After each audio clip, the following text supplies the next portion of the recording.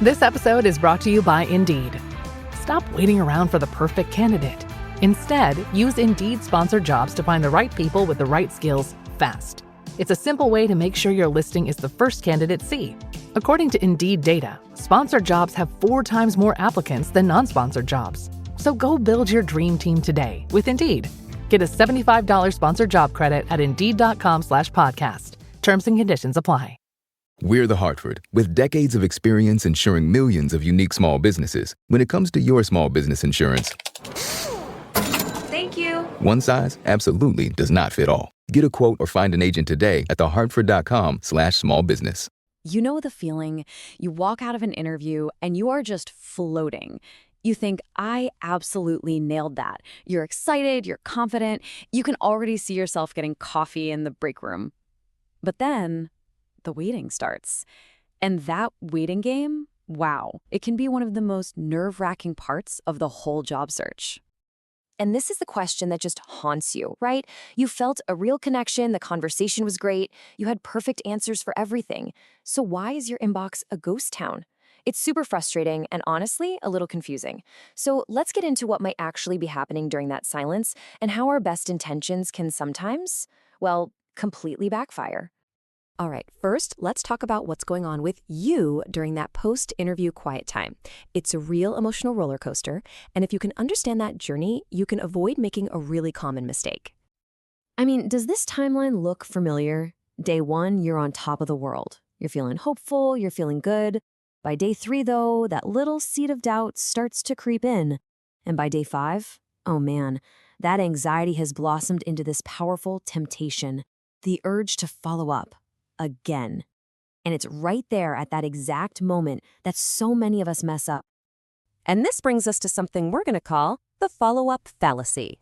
It's this trap that even the best, most enthusiastic job candidates can fall right into when that post-interview anxiety just takes over the driver's seat. The source material really doesn't pull any punches here. It says that when you follow up multiple times in just a few days, you come across as impatient and demanding. And let's just sit with those 2 words for a second, because they are incredibly powerful and not in a good way. So what is this fallacy exactly? Well, it's this mistaken belief that sending more emails or making more calls is a great way to show how interested you are. You think you're screaming, I'm passionate, I'm dedicated, but what they're actually hearing is something else entirely. And this is the core of the problem, you know? It's this huge gap between what you intend to communicate and how they actually perceive it. What you're trying to say is getting completely lost in translation.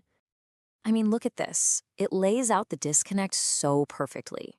On your side, your intention is to show you're eager, you're passionate, you're proactive, all great things.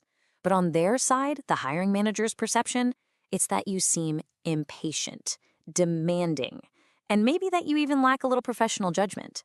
It's a total communication breakdown. Let's dig into that first word, impatient.